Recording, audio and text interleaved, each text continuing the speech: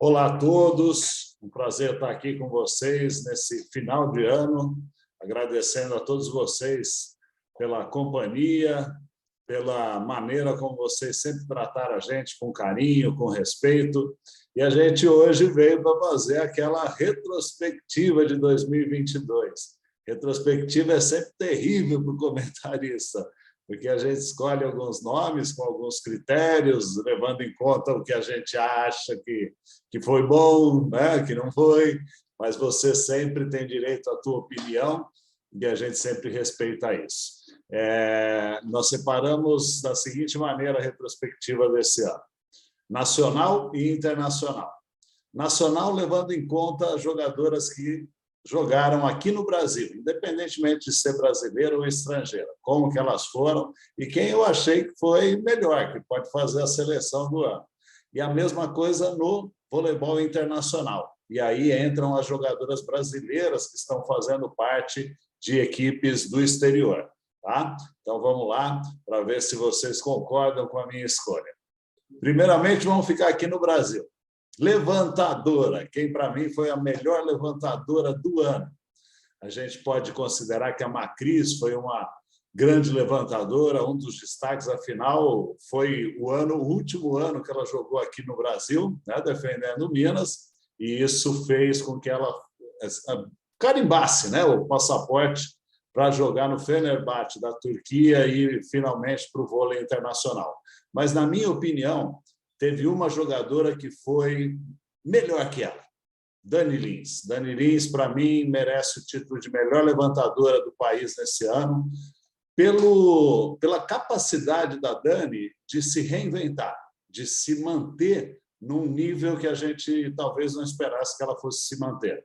E muito do que o SESI São Paulo conseguiu nesse ano, inclusive o título inédito, né, da Copa do Brasil, eu acho que se deve a Dani Lins. A Dani Lins realmente foi muito bem e eu acredito que sem ela o SESI Bauru, desculpe, não o SESI São Paulo, o SESI Bauru não conseguiria alguns dos resultados que conseguiu. A gente pode também considerar outras levantadoras, por exemplo, a Jaque, né, no Barueri, que também teve uma participação de destaque, o que fez com que ela merecesse a contratação pelo campeão da Superliga, né, o Minas. Eu acho que ela faz parte aí dessas jogadoras que se destacaram e que poderiam concorrer ao título, mas, na minha opinião, Dani Lins sobrou e ficou acima de todas. Vamos agora para a posição de oposta. Essa foi difícil, hein? Essa foi difícil. Algumas decepcionaram, algumas não foram tão bem, como é o caso da Kizzy, né? A Kizzy, no Minas, fez uma temporada que não ficou de acordo com o que ela jogou ano passado. Então, a Kizzy não conseguiu desenvolver o mesmo jogo, ela que foi considerada a melhor oposta, revelação, destaque.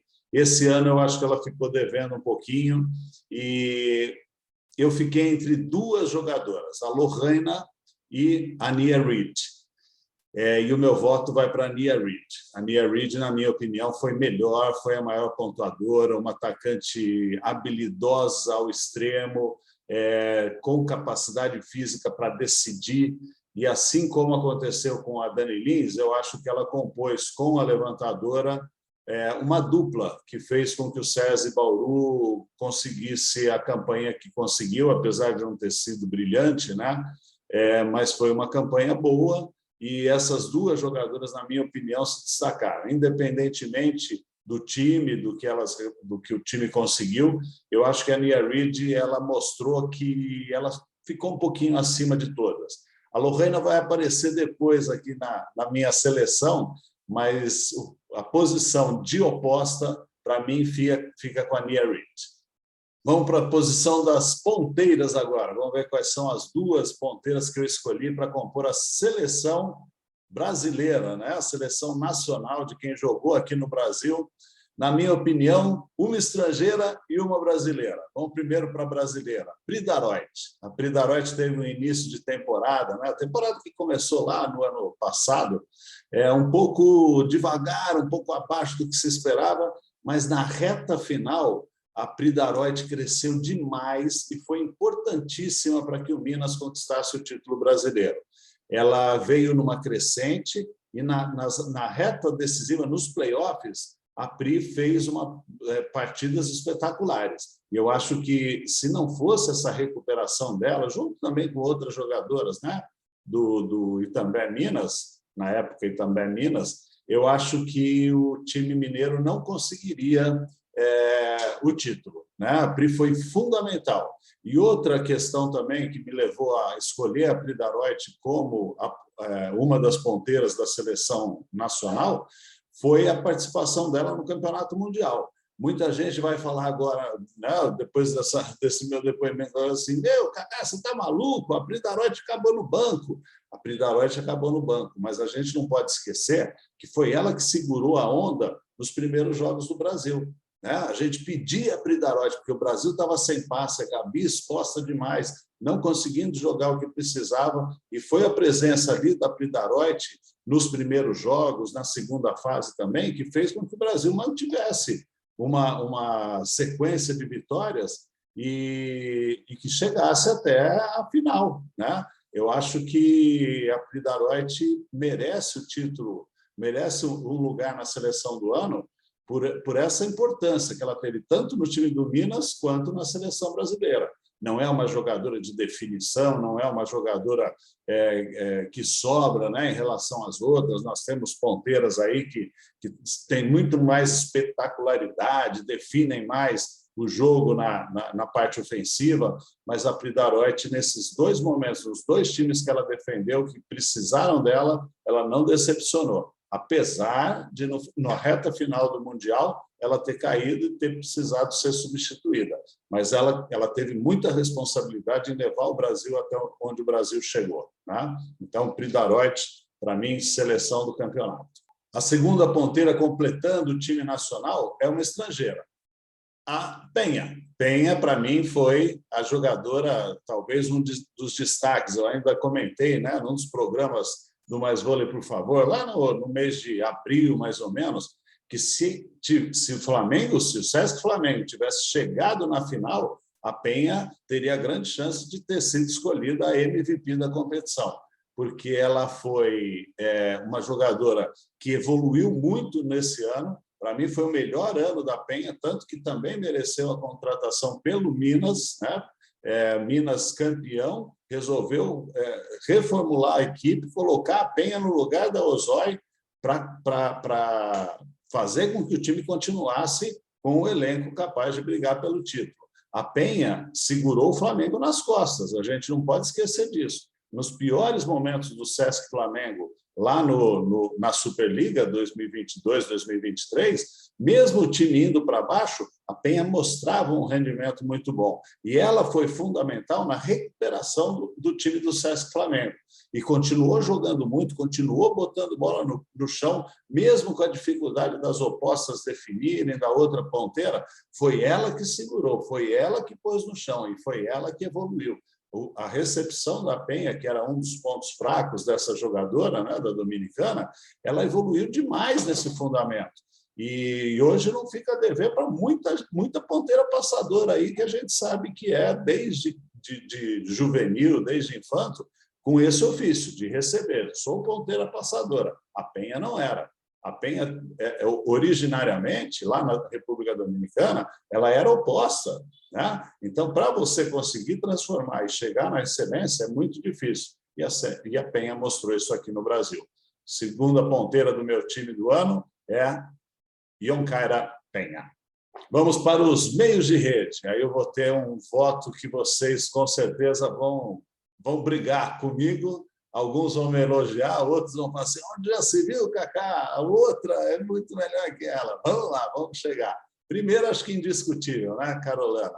A Carol do Praia Clube mostrou na seleção brasileira e também na ótima campanha do Praia Clube, apesar de não ter chegado ao título mais uma vez, que ela é uma fora de série. Né? A Carol não tem altura, a altura das grandes centrais do voleibol internacional, mas ela compensa numa capacidade de leitura, na impulsão, na vontade que ela tem, né? Uma jogadora muito determinada, muito afim e mantém essa excelência. Não é que a gente fala assim, a A Carolina é mais baixa como central, ela faz um esforço, ela faz mais ou menos o que precisa. Não, a Carolina, ela é uma jogadora excelente, é uma jogadora de nível internacional. Eu lembro muito, vendo a Carolina, da Valesquinha, né? Alguns anos atrás, que era exatamente isso. A Valesquinha, você via lá na rede, a Valesquinha, né? Ela ficava aqui, as outras centrais lá em cima, você falava assim, se ela vai dar conta disso? E dava. E a Carolina, a mesma coisa, né? E a Carolina também tem uma capacidade de ataque muito positiva. Ainda precisa aprimorar algumas jogadas, como a China, né? A China da Carolina podia ser um pouquinho melhor, mas é uma jogadora sensacional e manteve o nível nesse ano. Então, Carolina, para mim, uma das centrais da seleção nacional. A outra central do meu time é uma... Podemos falar revelação. Eu falo revelação porque foi o ano que ela mais jogou, né? E que fez com que ela tivesse a chance de ir para a seleção brasileira. Uma pena que ela teve que fazer uma cirurgia, ficou fora do Mundial. Estou falando mesmo dessa que você está pensando. A Diana, que jogou pelo Barueri, cresceu demais essa temporada. É uma jogadora que promete, que eu tenho certeza que vai fazer parte de outras convocações. A gente tinha aí a Thaís, teve a Maiane, teve mais gente aí. A posição de central é o que mais o Brasil tem fabricado, né?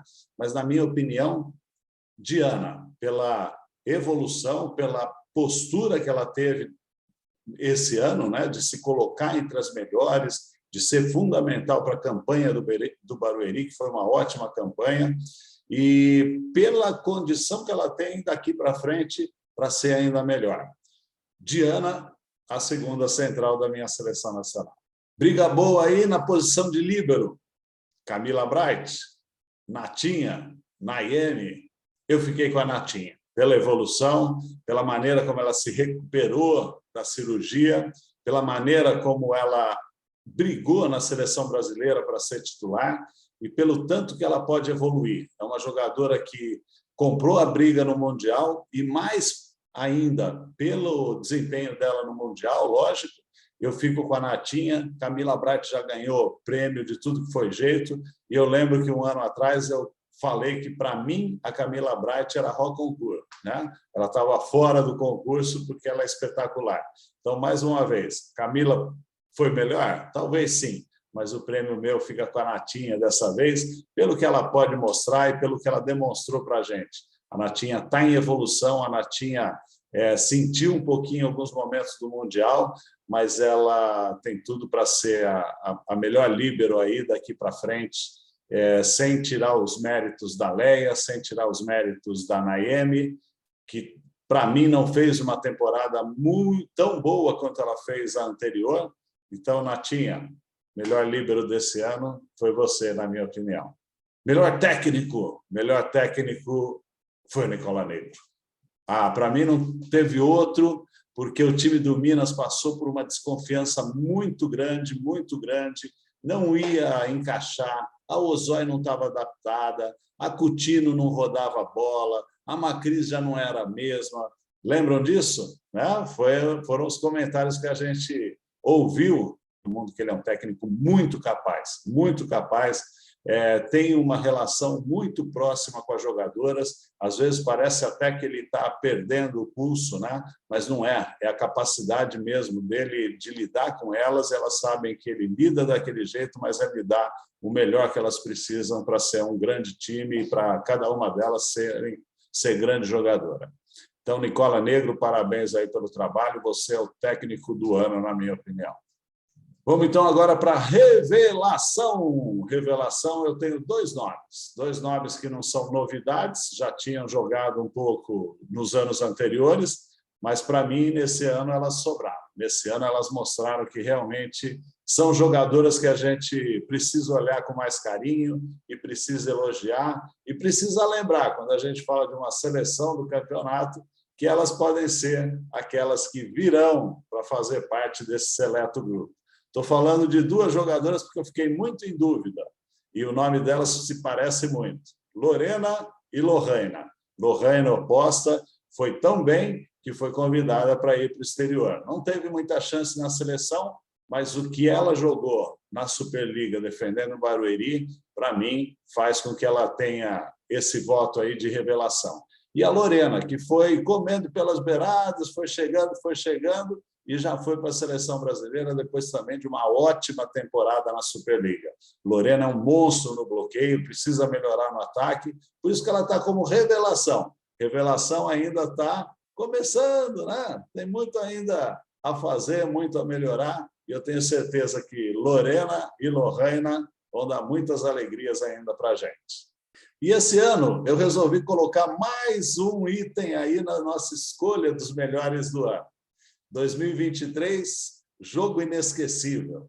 Qual foi o seu jogo inesquecível? O que você está lembrando aí que você fala assim, meu Deus, esse foi demais, esse eu quase morri do coração. Talvez seja esse aqui que eu também escolhi. Segundo jogo da semifinal da Superliga, o jogo inesquecível no cenário nacional. Flamengo 2, Praia Clube 3. Foi o jogo que definiu a ida do Praia Clube para a final, né? E o Flamengo jogou demais, o Flamengo teve o jogo muitas vezes ali muito próximo de ter vencido, de ir para a final, numa recuperação espetacular da Superliga. O Praia Clube, que vinha liderando, depois do Mundial de Clubes, deu uma caída, conseguiu recuperar e conseguiu vencer o Sesc Flamengo no Rio de Janeiro por 3-2. Só para você lembrar, as parciais 25-21 para o Flamengo, 21-25 para o Praia Clube, 25-21 para o Flamengo, 25-15 para o Praia, e aí no tie-break deu Praia, 15-12, numa atuação espetacular da Carolina, espetacular da Braille, um jogaço da Claudinha, apesar do bom desempenho da Penha, da Jussiele e do conjunto do Flamengo. Esse jogo eu não esqueci, para mim esse jogo foi o jogo do ano. Valeu!